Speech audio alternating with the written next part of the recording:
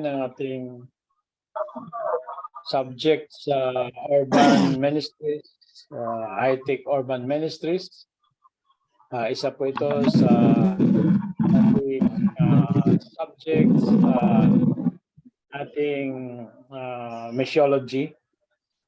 At ibigay na natin ang panahon kay Pastor Jeff. Pastor Jeff, good evening. Yes. Good evening. Sa New York. At good morning naman dito sa amin sa Pilipinas. That's right. That's right. Can you give me access sa screen sharing? Okay. Ang ganda ng gupit ni Pastor.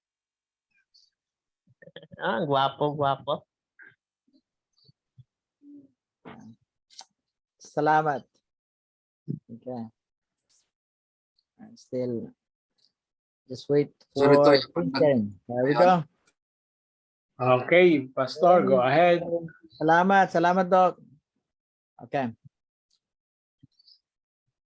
Okay. So we are in day 6, right? I think we are day 6. Okay. Day 6. Okay. There we go. So shall we start with prayer first? Our most gracious Heavenly Father, we thank you for all the blessing you've given to us. Thank you for the time that we're able to share what you've given to us. Thank you for all the students. Surround them with all the blessings. Open their mindset that they can be successful and they can dream things, they can achieve things in your glory. In Jesus' name we pray. Amen. Okay, so this is what we're gonna learn today. Okay, these are new things you're gonna learn. So those things that you have not seen it from anywhere. Okay, so the topics for this morning, great news, 917% up, Bible study, baptism, time box, fast guide to make a sermon, livelihood ministries, high-tech church, and then church at tourist spot. So this is like a version in the Philippines. Okay, so are you ready?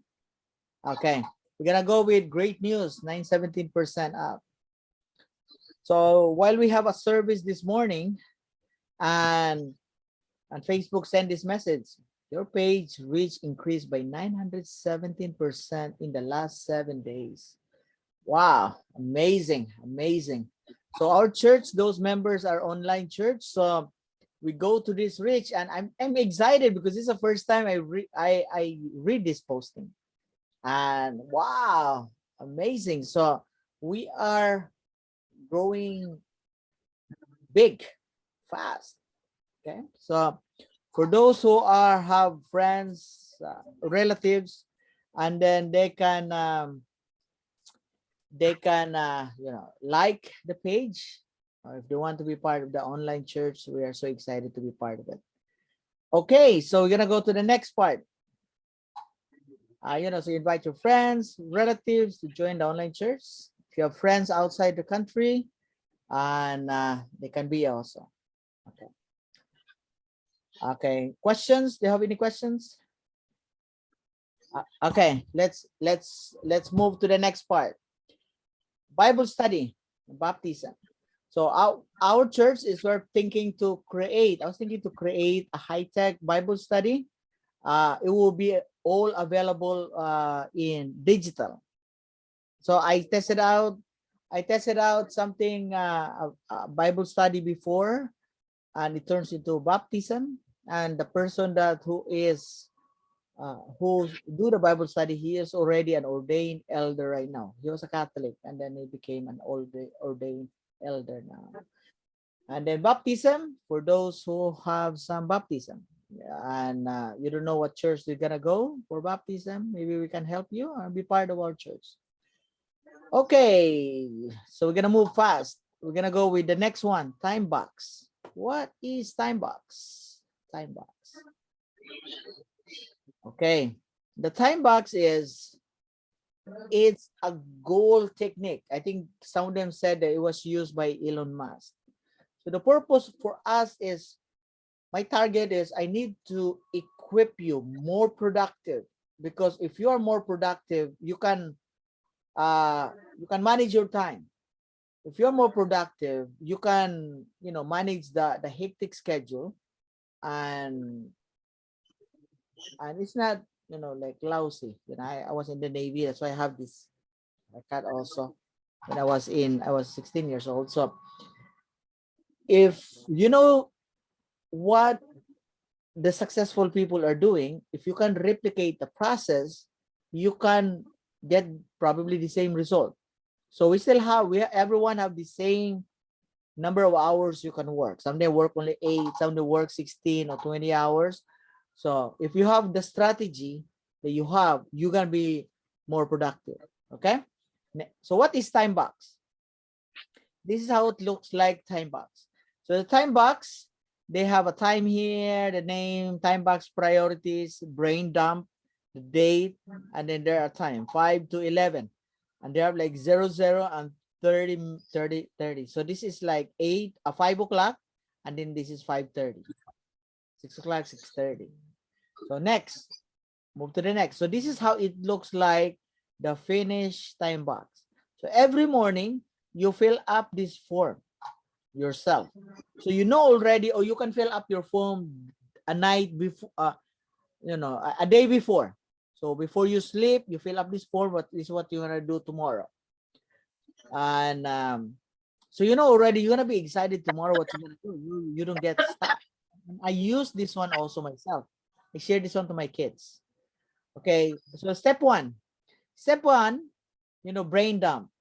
So our brain, para siyang maleta, right? Yung maleta, puno yung maleta, wala ka na malagyan doon.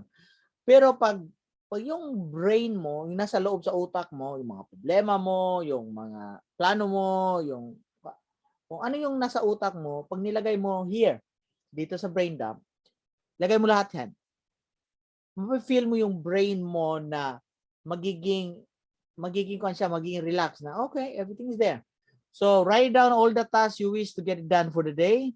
Brain dumping is a technique that formulates your abstract thoughts and clarifies them into paper. So kung nandun sa utak mo, nandun sa papel. So then you can draw it out and then clarify the foundation of productivity. So that's step one. Step two, prioritize. So here's how you can write down the top 3 tasks that you can do done for the day. So you put it in, ano yung top priority? Kasi I learned something from a friend pastor who became my like stepfather, parang hindi naman siya stepfather, parang extended dad. Na sinabi niya, a lot of people outside wanted your time. And then you don't have time for yourself. You don't have time for your task. So you have to manage it. If you have your schedule ahead in your schedule, and then you have the thing that you have accomplished. Okay. So, and I might teach you the next week also. It was like, you put a tag of your paper. That's another technique too, how to be productive. Okay. So step 3 is time box, is where the magic happens. Allocate the time period of the task. This will give you a visual indication of how much time have you achieved your task and project. So you can put the time here. The good thing of this time box is, example, you want to target, okay, I want to talk with someone to share with about my testimony, or I want to make a phone call with this person, or I want to visit this place. So you can put it in, like, okay, I want to spend for him, for her, for 30 minutes, or 1 hour. And then you can move to the next task, and then next task. So when you go to your time box, you will be excited, like, wow, this is what I have accomplished today. And when you get it used to, you're gonna love it. You're gonna be excited every day you have. So you can, if you don't have a printer, I will send this one into our Facebook group, or also in our Google Classroom, about the form. So the form, it looks like this. You can print it out if you have a printer, or if you don't have a printer, you can just draw in a paper, draw in a notebook. Okay, so this is the way a format is. Okay, okay, we're gonna go to the next one. Do you have any question? question? Okay, it's good. Let's move. Topics. Next one. The fast guide to make a sermon. You know what? For me to make a sermon is like a struggle. Struggle. I tell you, I've been there. I was thinking I want to research something how to make a sermon, and for us it's just like cooking something, a very very simple, like, okay, how you gonna cook a Jollibee chicken? What are the recipe? Who's gonna go first? So just the same things, like make a sermon. How to make it easy, the sermon, na parang fill up the box lang. Fill up yung box doon, tapos magiging sermon siya. Wow! So I have been some research and I found this one, and I make a form.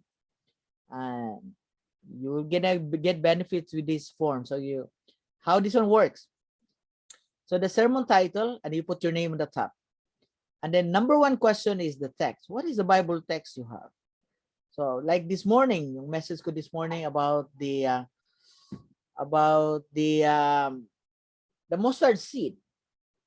Okay, so that's in that's the one. I put the text in here. I fill up the text, and then center of the text. So you elaborate here. Ano ba yung mga kuan sa text dito na I can explain?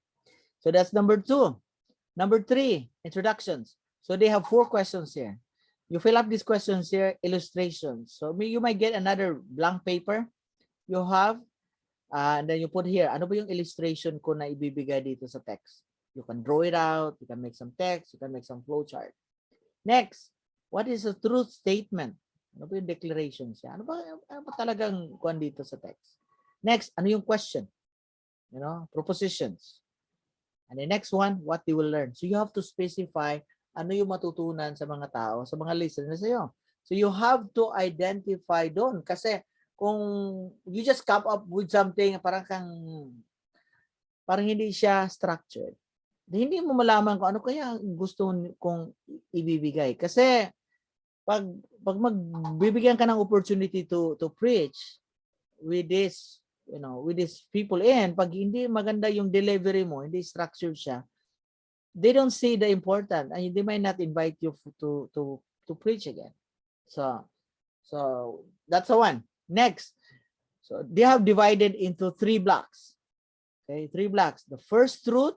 So probably this will be another is a testimony. The second one, it could be a testimony also. The third one, it could be a testimony too. So we're gonna go here. First truth. Ano ba yung sa testimony mo? What's the title of your testimony?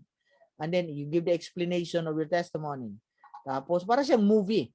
Tapos ano yung illustrations mo? Mga pictures, ano yung nangyari, ano yung pain mo. Tapos ano yung applications doon? What you learn something, and what those people can learn something from your testimony. And then transition siya. You go to the second testimony. So dang. Then go to the third one. Dang. And then people are like, wow, that was a nice one. Okay, and then you're gonna go to your conclusion. The conclusion is you can make an appeal. You can make promotion for your next sermon. Or ano yung mga project, something. So this is, that could be part of the conclusions. Okay, so we're gonna make it zoom in. Zoom in. So this is the one here, the text, the center of text, introductions, and then the 4 questions, and then the 3 different ones. You can do also like just 1, or you can do like 2. But if you want to have like 3, and then you can do that 1 too. So like a maximum of 3. So for me, if I make a sermon, bang. Simple lang. I just fill up the form. And then after I fill up the form, I make a PowerPoint and put all those ideas I have. And I can make a sermon. Like, example, kung mag-sermon ako I'll give you an example. If I want to make a sermon, I try it out. Mag-sermon ako ng 11 something. If I start this one like 5 o'clock, I can finish this one in less than 4 hours. So some of them, they have to make like 1 week. That's a good one. But if they have, meron ka ng technique na structured, it will be make easier for you. Okay. So, yan yung conclusions and questions. Everyone have questions? Okay, no questions. Pwede ba dyan, Prof, yung yung exegetical? Yeah, you can put it there too. So, ikaw nang bahala doon. Saan mo ilalagay yan? Okay, you can put the exegetical dito here, then the first or second or the third. You know, it's up to you. Kung ano yung klase sa sermon mo. But this is just a format, format na para kang, i-apply to anything. So, ang kwan sa'yo is para lang pambilisan. Okay. Me is, I have a lot of things na kailangan matapos. Okay, let's go on. Let's move to the next one. High-tech church. High-tech church. Okay. Ang high-tech church, this is the first time that I presented this style of church. This is the new way that we are working on. Okay, 10 new churches across America, one of a kind, self-sufficient, high-tech, solve problems. You know why? I'll tell you something. These are challenges that we have in the Philippines, in America, because some members they give a tithes, but they don't give the tithes in America. They give the tithes into the Philippines or where their country came from. Or parang they just give you a tip, siguro $1, $5. So, ang nasa suffer are pastors. You know why? Kasi yung pastors, they get paid doon through the tithes. We have to be realistic. So, they get paid to the tithes, and then pag yung church mo, hindi siya, like for example, if the pastor here, I asked this question to 3 conference presidents. So if I build a church, ano ba talaga yung, pag binigay ko sa inyo yung church na to na isiniset up ko, ano bang simple lang na ma-accept yung church? Parang, parang if they are looking for an apple, you give them an apple. Don't give them an orange, because even it's a fruit, it's not worth, because you know why? This is what happened. This is the struggle na may mga pastor sa Pilipinas, they tourist sa America, or they visit here, they have done this one here. The problem is they're thinking the way para sa Philippines. Na okay, pumunta lang ako sa lugar, I will just set up like 4, 6 sticks and then put it there, I can set up the church. I can be a district pastor. Sa America, iba siya eh. Kasi pag pastor ka, the cost to pay for a pastor plus the benefits plus yung mga expenses, it will cost around $150,000. So for example, yung tithes ng church, lagay natin 60,000. So kung i-apply mo sa business, yung isang tao, it will cost sa company ng 150,000, pero ang binibigay niya, ang coming in na profit is only 60,000, which is a loss of 90,000. Who will pay for the 90,000? So you have to be doon. Tapos ang nangyari doon, yung iba, this is the, it's a long story. Ang iba, they go there, they get members from this other church, Filipino, they're Filipino, and then they get another member from this other church too. They put it into one, and then they present it to the conference na they set up this church. What happened is, it's common sense. You know why? You get, nagalit yung isang pastor sa kabila kasi kinuna mo siya ng member. Pag kinagalit yung isang pastor din, they create you more problems. Tapos nilagay mo, if you total doon yung tithes doon sa nagiging 3 church, it doesn't increase, just the same thing. It just increased the expenses. So that strategy is totally dead. Yan ang strategy na yan. So this is the solution. Okay? So the high-tech church, meron siyang free house.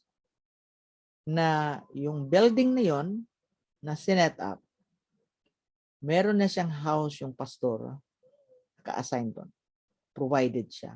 Naka-attach sa church. So, bakit ganon? Para hindi na siya sa kanya mag-travel back and forth because gas is very expensive. And some people, pastors, they have to travel 1 or 2 hours to go to that other church, and then they have another church which is another opposite too. So, problema yon. It costs money doon. You know, if you create a feasibility study, you have to think the cost. The cost is like, this is the cost here, how you gonna cut the cost. Okay? So, it will be free housing. Next one is a car is provided. Wow. You know, kung ikaw yung pastor doon na i-assign doon, di ba? Maganda yun. You know, it saves you money already to pay for the place. So, I have a pastor from California. He was hired here in New York City. Okay? When he was in New York, he get paid around, I think the plan salary was like 4,000 or something. Okay. Give you the numbers. The 4,000 payment, if you rent for $2,000, magkano natira sa'yo? It's only like 2,000.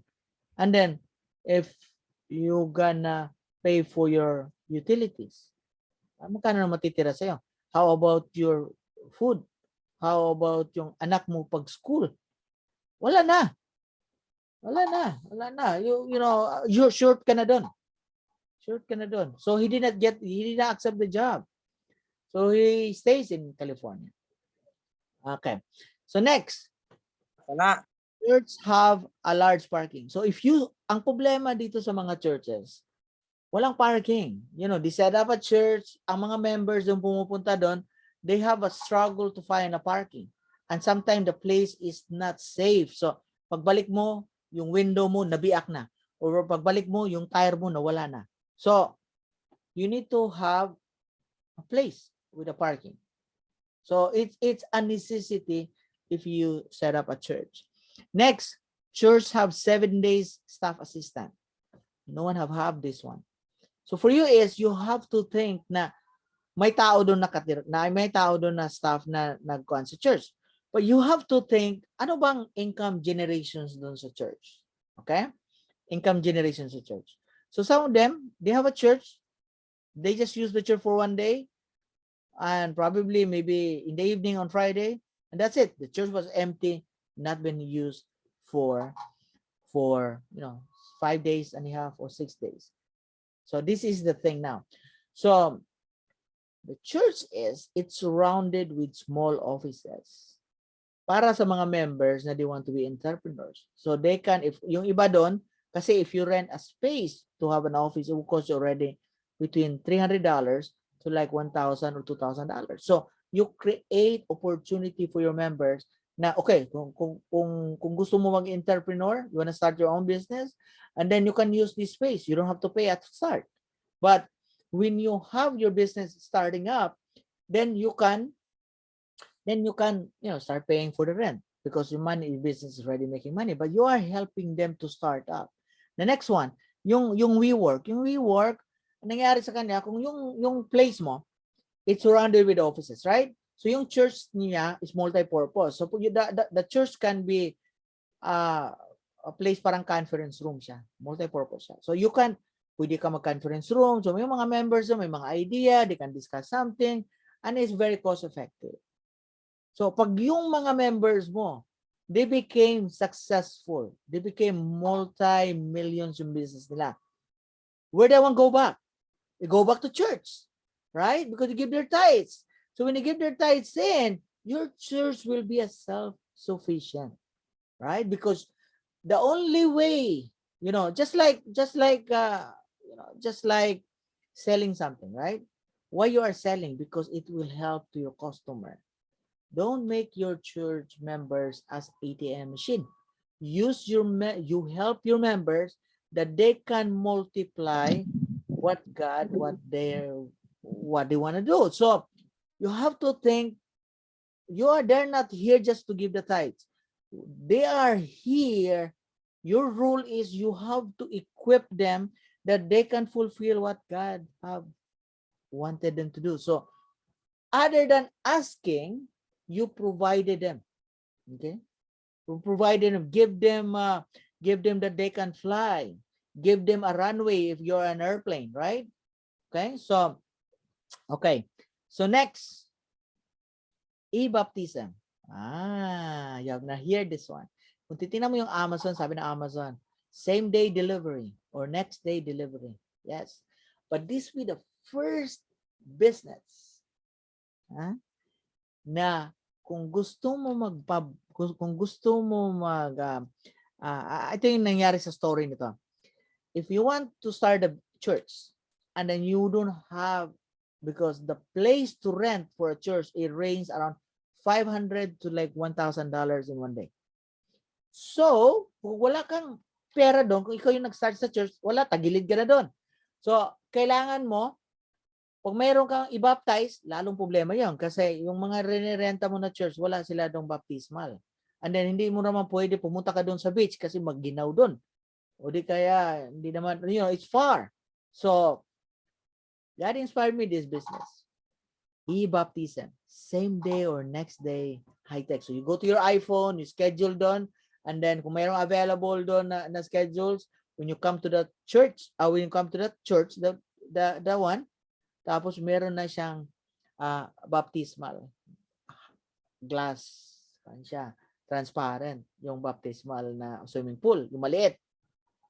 Tapos yung background niya, meron siyang digital board. So, yung digital board, parang titingnan mo yung sa Itbulaga, na meron silang screen sa likod, na malaki na screen, and then you can change the background. Okay, you want a background with the beach, you want a background in the mountain, so you can change that one. In front, the opposite side. Sa opposite side, meron siyang camera doon, tatlong camera. Left and right, saka sa top.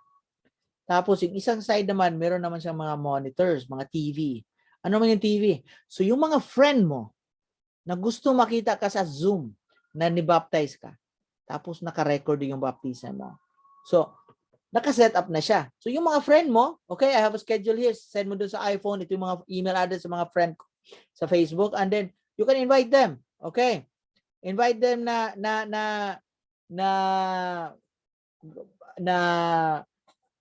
you can watch me for my baptism.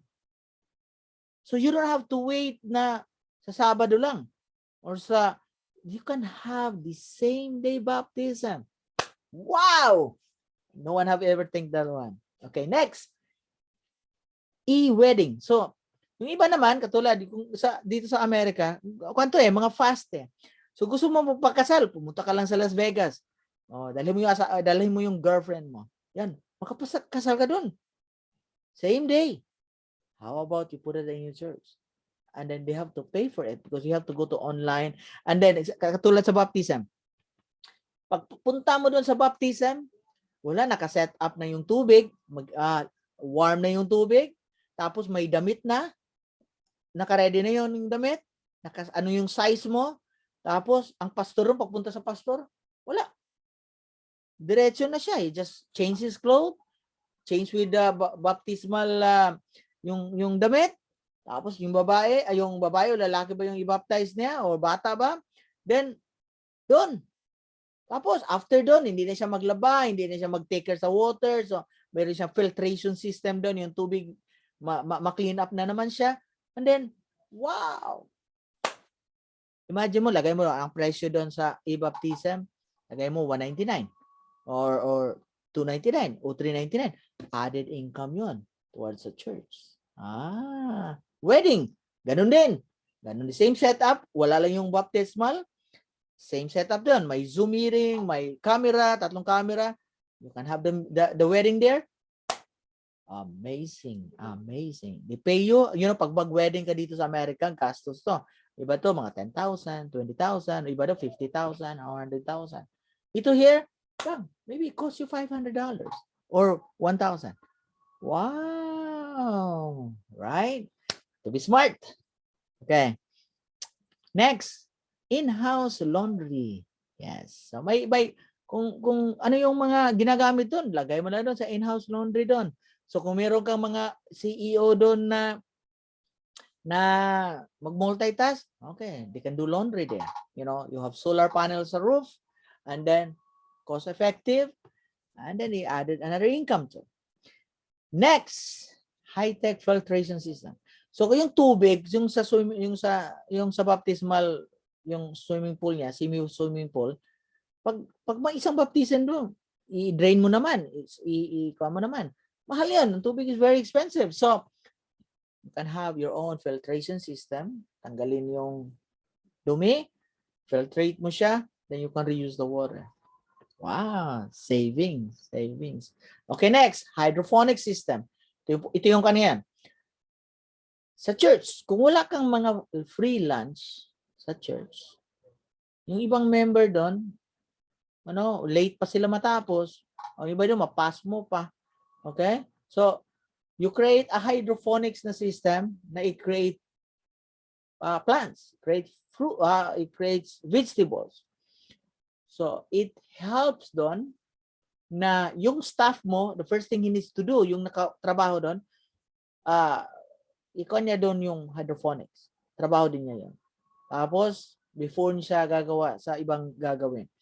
Tapos, kahapon, ano yung natapos doon, then magiging pagkain yon sa Sabado, sa church. Okay? And then, that's a good benefits. Okay? So, it save cost money and it generates also, kung meron siyang ma-generate na extra doon, then you can sell that hydroponics na system, yung mga vegetables, and then it can create income sa church. Next, surround with 10 Airbnb. Ano ba yan? So yung may mga bisita ka, pumupunta sa church sa'yo from other countries or nagbakasyon sila. Problema nila doon, saan sila makatira doon? Diba? Then you have to use that mindset.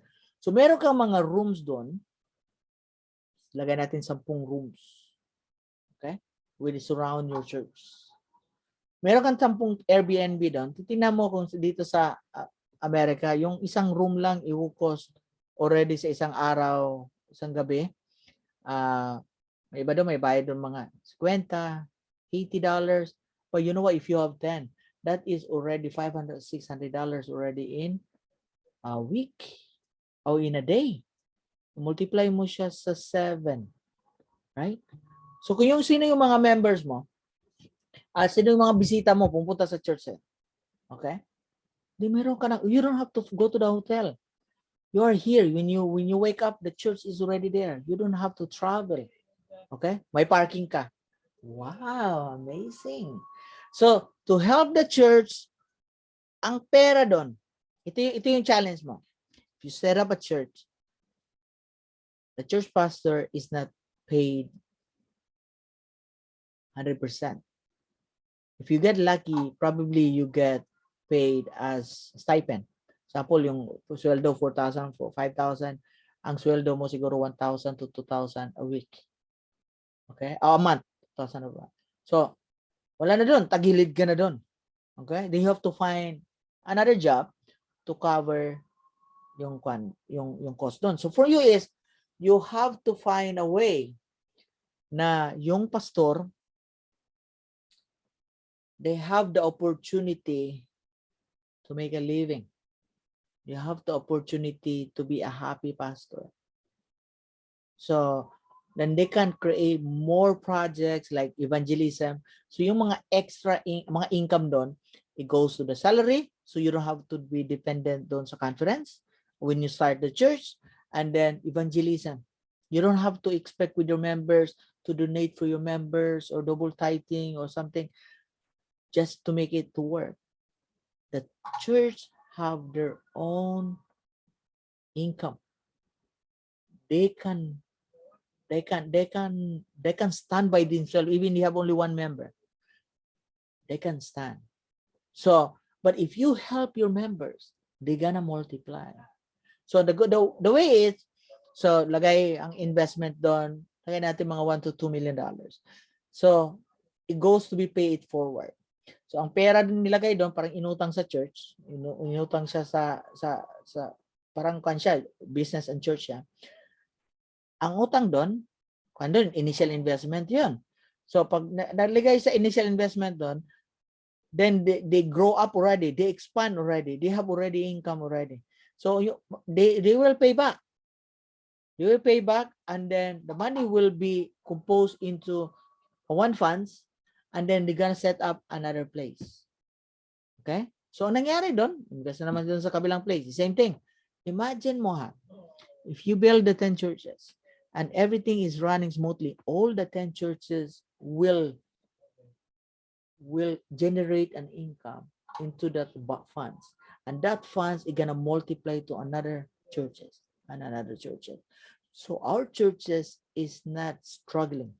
Our churches is creating more successful people, happy pastor, create jobs, create opportunity. Okay, next, we're gonna have music high-tech learning. They're gonna have multiple large electronic boards. That's one I like the one you've seen in Itbulaga, na malaki yung screen. Multiple high-tech camera for e-baptism and e-wedding. And Tuesday night, wow, it's amazing. I was in Brooklyn. I attended this seminar, mga multi-millionaire dito na mga Jewish dito sa Brooklyn. I attended there, and because I have a friend who is a Jewish. I attended doon para silang every Tuesday night. Pumunta sila doon sa building na yon na mataas na ang may-ari doon, Jewish din, na apartment. Doon sa baba, nagsi-seminar sila, nagsi-share yung testimony yung may-ari ng big establishment, paano niya nag-start yung business niya. And they inspire, they support each Jewish people. I was thinking, why we cannot do that to our Adventist friends? Why we cannot train each one of them?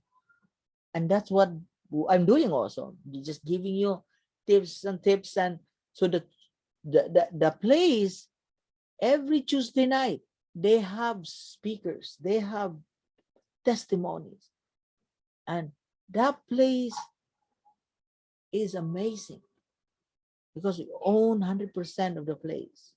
Next one, car repair shop. So car repair shop, if meron kayong mga member ng mga bago na wala silang sasakyan, nasira yung sasakyan, single mother, may mga anak na bago nag 18 years old, they need a car. So ngayon, that church with businesses can provide free car for them. Imagine mo, example, ikaw na masira yung sasakyan mo, single mother ka. Ang sasakyan here, pag magpa-repair ka, 300, 500. Pag Mercedes-Benz, madugo yun. It will cost you around $2,000 to like $4,000. Kung titingnan mo sa Pilipinas yun, magkano yun? That cost you like $100,000 to like $200,000 kung masira siya. So, okay lang kung mayaman ka, may marami kang extra funds. Kung wala, di, tagilid ka dun. So, ang problema dun, I was there in that position. It's a long story that this car repair shop giving free used car, it will be a one way to help the church to grow. Okay. Next, add more features to come, probably initial investment to $1 to like $2 million, and pay it forward for the next locations. Okay, so it will be 100% financed by Abatayo Ministry and Abatayo Group of Companies. So that's what we have working on. So we equip ourselves as in real estate. So you don't have to find anyone. So if you do a project, you have to equip yourself with skills, licenses, a lot of things na you can function yourself as your everything.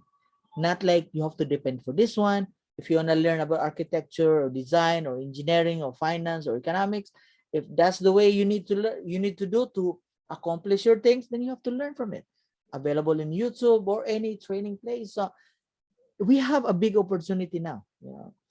And next, when God inspired a big extraordinary mission, you became unstoppable. Okay, so I created this saying here. God inspired you a big and extraordinary mission, you became unstoppable. So you create yourself, equip yourself that you will be unstoppable. It's just The ball is in you. So, next. So, that's my name here. Next one. Church at Tourist Spot, Philippines. So, this is another part to sa Philippines. Yung version niya, yung para sa Pilipinas, yung sinabi ko doon, it's not everything will be applied doon. Kasi it's a different case to case. Ano ba yung need sa Philippines? Ano ba yung need niya? Livelihood. Right? And that's a different strategy ng Philippines. So, nakikita ko So, paano mo siya mag-create ka ng farming doon? Farming na high-tech yung farming. You have those machineries. Katulad doon, if you wanna set up like yung coconut, paano mo siya madali mag-set up mag-plant ng mga coconut na hindi na manual labor lahat yun. Okay, so paano mo magamit yung artificial intelligence, yung machine learning? Paano mo gagamit yung gather of information? So you have to be, you have to be smart. Okay, so next, livelihood ministries. Okay, this is what I was thinking. So I was thinking like, God inspired me something that, what? We have to help our, I start with you. Each one of you. Start with you. For us, like, ano ba yung gusto kang i-train? Okay, I'll give you a testimony nito. Meron akong, we have a company sa Mindanao. Tapos naghanap ako ng artist, yung graphics artist. Wala akong makitang Adventist. Pero may nakita ako Catholic. Sabi ko, all my employees are Adventist. They're not Catholic. So I was surprised. I'm gonna give a chance with this lady. So I asked her to come to the may nag-recommend. Pumunta siya sa office. Tapos tinanong ko siya, marunong ka ba mag-computer? Sabi niya, hindi. Marunong ka bang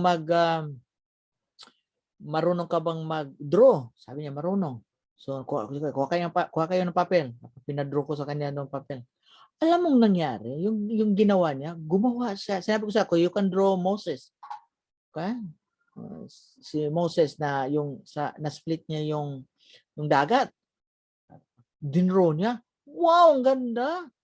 Pero hindi siya marunong sa computer. He is a Catholic. Sabi ko, you know what? I pray for it.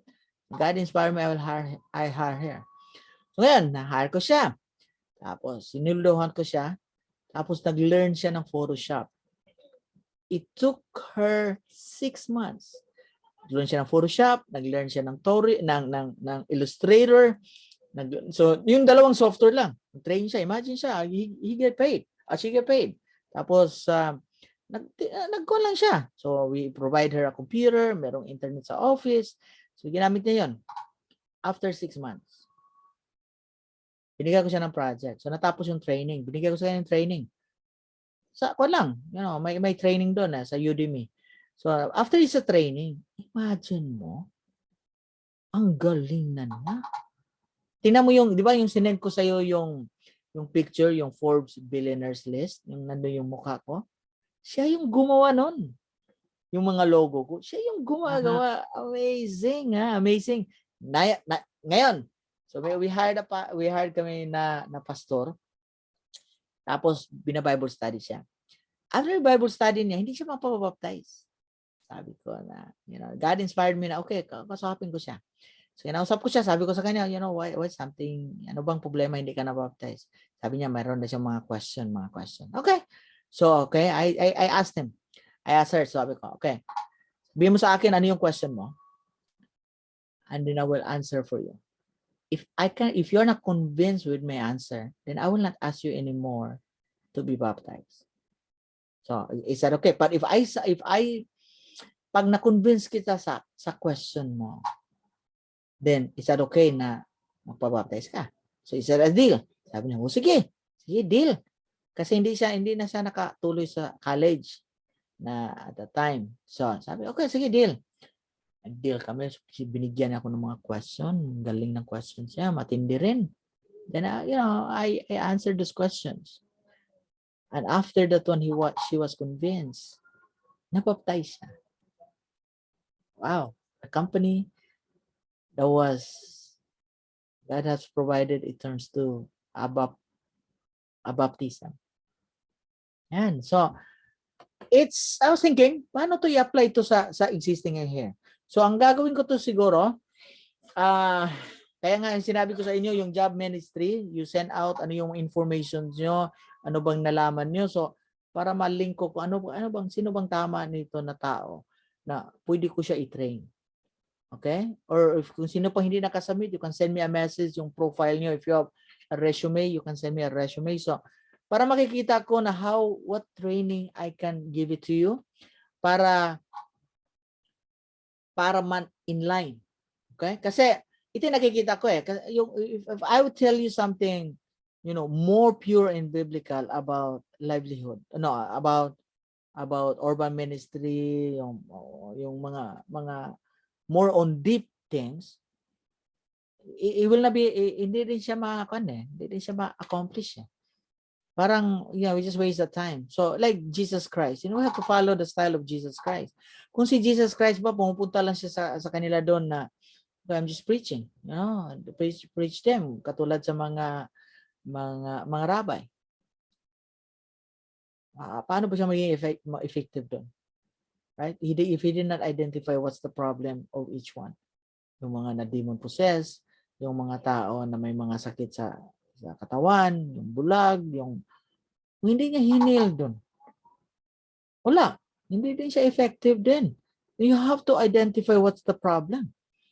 And for us, I see the problem na paano ko ba to i-equip tong mga tao na to na so it will be easy for them to be an urban evangelist.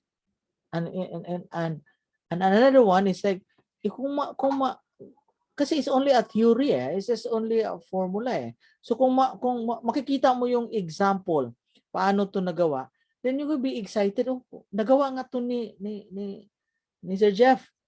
Then I can do it. Because I learned something from other people too. So, yun it's a formula yun So ngayon, if you don't, this is the thing now. When we ask you something, gawin mo to, but if you don't want to do something, then just like the same as God also, even how many times God will inspire you, and then hindi mo gagawin yun, then God cannot do anything for you because we have freedom of choice. God cannot give you like, okay, today everyone will win the Powerball or Mega Millions or sa Pilipinas sweepstakes. No. So we have to be, ano bang nafi-feed? Imagine mo, like, okay, is my time is worth to teach for you? For me, it's like, I'm doing this one because it's a ministry. No, I'm not asking for payment. I was just looking like even one person. If I can just convince, can do something, just one person, I'm happy to. It doesn't affect me if you don't do your work. It's fine for me. I have a lot of things I need to accomplish, but for me is if I can just convince one person, how about I make it 5? How about make it 10? Maybe 15 or 20. Wow. If I can make it everyone, you have to do your part, and I'll do my part.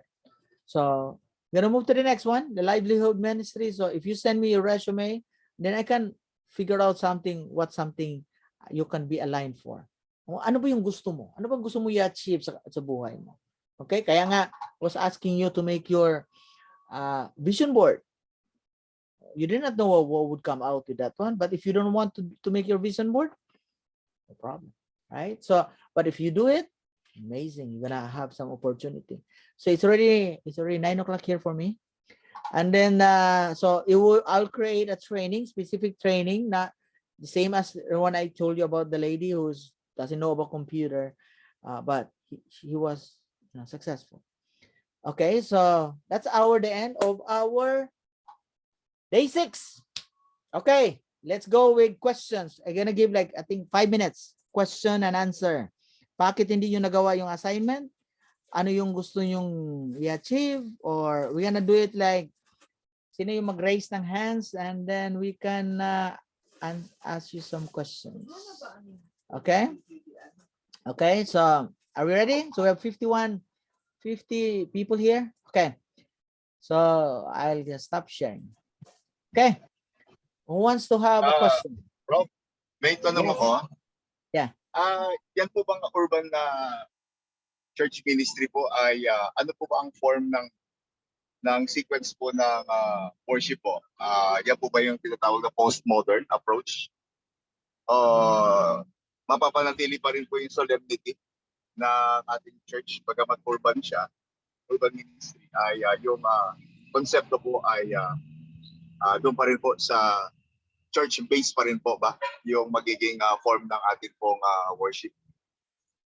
Okay, the worship Kasi doesn't. issue po kasi ang ating pong postmodern approach. No, Hindi no. po tinatanggap Ito dito sa yan. Pilipinas. Ito yan. I'll tell you something. Pag I brought up these questions na, okay, kung nasa example mo sa Pilipinas, right? Kung nasa Pilipinas ka, the way you worship sa Philippines, yun nga, church hymnal, ganito. Pag dito ka sa Amerika, kung gagamitin mo to, depende sa locations. Yung mga youth dito, you know, the way they, parang yung generations nila, you know, yung mga new songs. So, you have to know kung ano yung culture. Like sa Pilipinas, walang drums. But here, there's drums. Right? So, it's a different of your audience. Ano yung culture?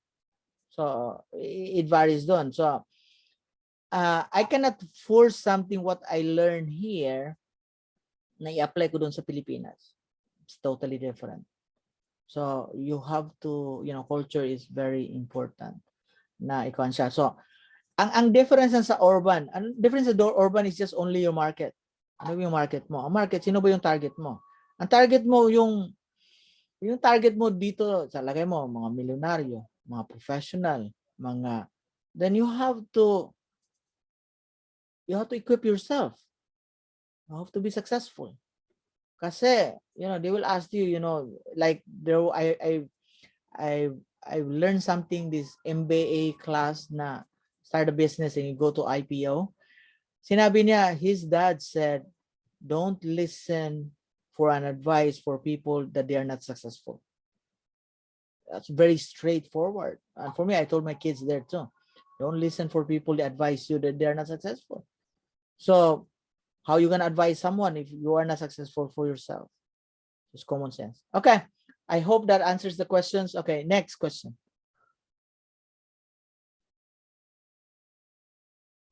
Okay, anyone? You have any positive feedback, bad feedback? Okay.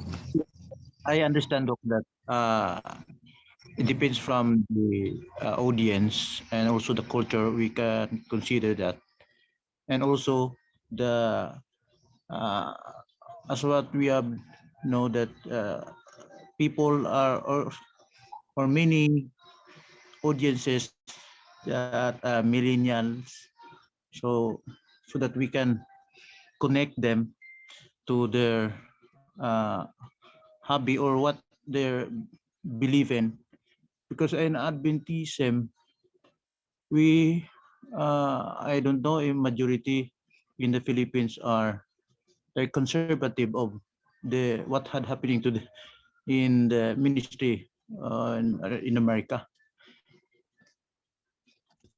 Yeah, you know, if you're, you know, you're in the Philippines, if that's your market is, then you focus where you know, ano yun, you know, for me, I don't care what's the ministry in Africa. I don't care about ministry in India. That's different scenario yan. So I'm focused where I am now and what God inspired me. So ang nakikita ko, I you know, sa Pilipinas, you know, for me, ang kuha ko sa Pilipinas, I don't change anything. Ano yung way sa Philippines is. You know, if the way the sermons, the way the style of the songs, no, I don't want to touch it for it. But for me is I want to do something.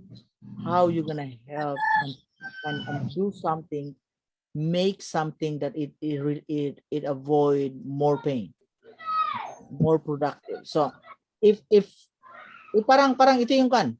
O yung tao doon pag ka sa Pilipinas, kung maglakad ka, I will not teach them that you have to walk the same thing. I want to encourage you to have a car, to have a motorcycle, para maglakad, you know, to do from one place to another. So you did not change that he will came from one place to another. He just go the same thing. It's just only more faster. So we're not, you know, the doctrine, same thing. We just only, who is your target? And for me, it's like I have a guy that inspired me. So for me, it's like I wanna. They might have people here are successful. You might be successful, but you be as successful, but they have people here, they are not successful. People, they need help. They are like struggling. They need mentor. Be honest, I have a mentor. A mentor who helped me to make my investors deck. That costs around 5 to 30,000. But if for me, I don't want to like always like I always know everything. You need help. I need help. So you need a mentor. And for me, I'm just sharing what I learned something. Okay, next question. We have one question because we have already 8:07. Okay. So no question. So I hope that everyone, do your assignments and I want to encourage you. This is for your own good. So if you don't want to do it, that's fine. Okay. So, but don't expect for something na a result if you don't do those things. Okay. So kasi sabi nga ni Dr. Ray na ang problema natin nga, ang paggawa lang. Even you have very busy, but if you use the time box, you put the time, 30 minutes, I want to do this thing here. And you can accomplish those things if you put the time box. Okay, so thank you very much. And if you have questions, send me a message in my Facebook, in our group. I would love to listen that one in. And thank you for the one who submitted the assignments. And thank you everything. So shall we pray? Our most gracious Father, we thank you for the opportunity that we can motivate, we can share, we can grow and enriching each one of you and in each one of them. And thank you, Lord, for providing us the resources, the time, the skills, the opportunity that one day we can reach for our next multiple goals, visions, and dreams to our life. I would like to pray for each of the students that I have given to us, that they will achieve, you can have confidence call with you, they can achieve what you designed for them to achieve for. It's not funny and it's not easy to be poor, but when you have the opportunity and have already solved your problems, you're gonna say, praise the Lord. Thank you very much and have a great morning. Thank you po, Prof. Thank you po. Amen. Thank you, Prof. Thank you po. Thank you.